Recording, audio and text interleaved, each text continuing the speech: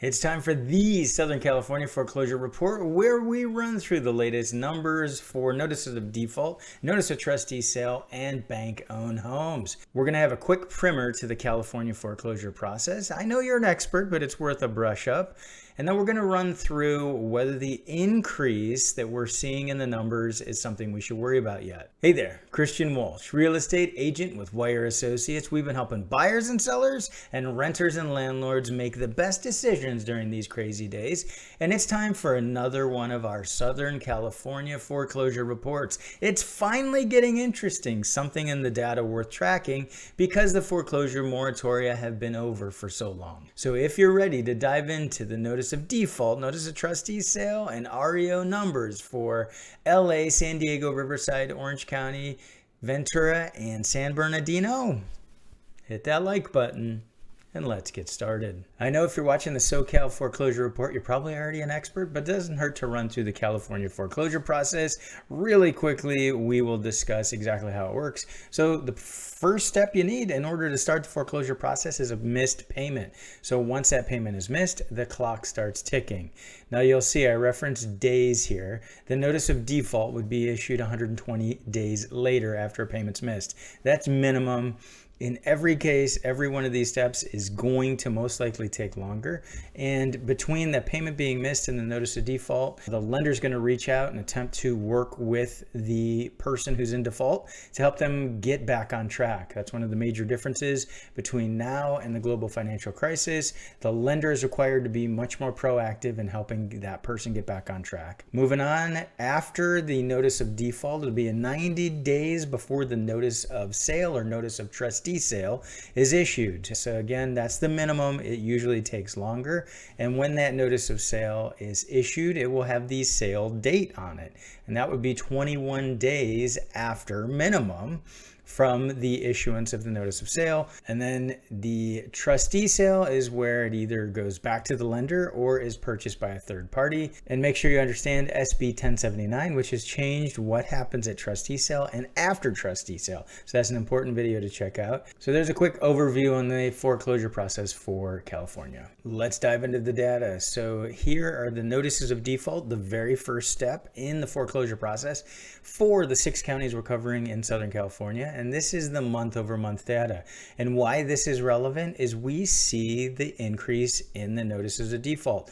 And the reason we see that is because the foreclosure moratorium is over. Lenders are able to move forward with the foreclosure process. Now let's take a close look at the data.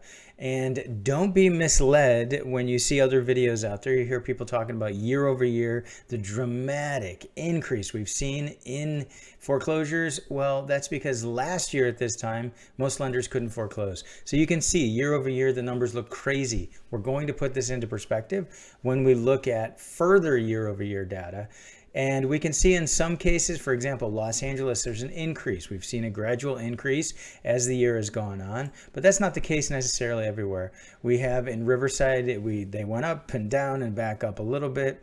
We can see in San Bernardino that actually for May, we had a drop in the numbers of notices of default that were filed. And this is important to see where we are in the notice of default because these ultimately, if they get far enough, will become bank-owned homes. So we need to see a big increase here before we start to see a big increase in the other phases. And remember, our newsletter subscribers can play with the data just like I am here to see exactly how things are going in a given county. We can see that in Orange and San Diego, things have ticked up slightly, but we still need that context. We need to know how this looks year over year when we're not talking about a year like May of 2021 when things were suppressed because of where we were with COVID. Moving on to the month over month data for notice of trustee sale. So these are properties, they've gone through the 120 days and the 90 days minimum, and they're at the point now where a sale date has been scheduled. We can see the huge uptick we had back in July. That was low hanging fruit.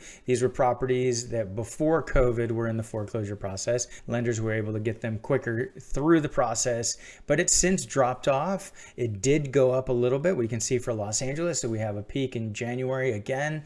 Things have kind of gone up a little bit, but not exceptional numbers. It's been consistent since about October for Los Angeles. Again, we'll put this into context for other years, and they all follow a similar trend. All the Southern California counties do, and it doesn't look like we're seeing a big dramatic increase in the May numbers for notice of trustee sale. So here is that perspective I wanted to give you, and this is year over year. We're looking at more Mays going back so we can compare and see. You can see the dip in 2020 and 2021. That was because of the foreclosure moratorium, and we can see that we do have an increase, particularly in Los Angeles. We can see that the numbers are up for notices of default. But don't worry, I got more perspective for that number I'm going to show you in a minute.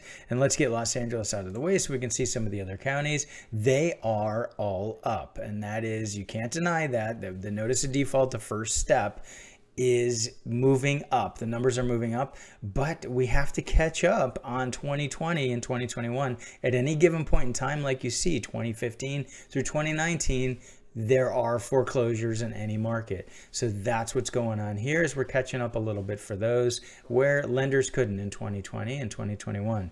Moving on for more perspective, the notices of default in 2011 as compared to 2022. So you'll see 2011 was a busy time for notices of default, and they're in all cases higher back then than they are today. So we're not at the global financial crisis levels. I will tell you that the notices of default were already trending down in 2011. Most of them were moving through the notice of sale and into the REO process at this point in time. So you can see numbers are up, and historically they're close to 2011 levels, but I'm not worried about these numbers yet. We're going to keep tracking and see where they go and see if they continue on this trend. Now, the majority of the people right now, the difference between 2022 and 2011, these folks in 2011 were going into foreclosure because they were underwater. They couldn't afford their payments anymore, and they were upside down. They couldn't sell their house because they essentially had to bring money to the table. So they either tried a short sale or they were foreclosed on. The difference in 2022, as of right now, dramatic increases in levels of equity that everybody has. More perspective, and this is an important perspective, looking at the notices of trustee sale, going back to 2015, you can see that 2020, 2021, down for obvious reasons, foreclosure moratorium. 2022, we are up, but they haven't moved through the full process yet of the notice of default into notice of sale. In fact, we're at record lows. So other than 2020 and 2021, 2022 for notice of trustee sale is still at a low level. We had more going back 2018, 2019, 2015. So you can see that the numbers for trustee sale are currently down. Giving it some perspective, go back to 2011, and you can see here the dramatic number of properties that received the notice of trustee sale back in 2011 as compared to the notices of default. These are much higher numbers, like I was explaining, and what we have here, the 2022 numbers, are a tiny fraction. But you have to be subscribed to this channel and be watching for these updates to see if we get to the point where foreclosures are at a level where it looks like there's going to be an excess amount of inventory. We're still early on in the foreclosure process for the properties entering. We first need to get a big increase in the notice of default, then they need to get to notice of trustee sale, and ultimately to the sale. And this would be the actual sale. So here we have the real estate owned, the REOs. These are properties that go back to the bank. Doesn't factor in the properties that are sold to third party. You can see that we're just at tiny numbers. You can't even read them. There are so few properties. I mean, Ventura had none that went back to the bank, and the numbers aren't too far off of 2020 and 2021. Again, it's properties working their way through the process. The other thing is the properties don't need to go all the way to this point. A lot of these folks can sell with equity, and they do. We're not seeing the dramatic uptick. 2019 back to 2015, whole lot more foreclosure inventory.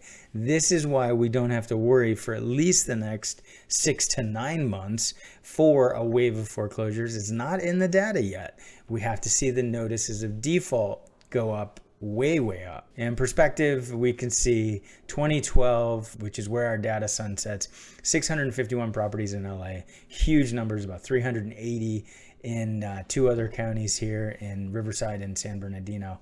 Just crazy numbers of properties going back to the bank. So no wave yet, maybe 6 to 9 months, but we need those notice of default numbers to go up in order for that to happen. If you're interested in tracking foreclosure properties beyond this data, we have a few ways you can do that.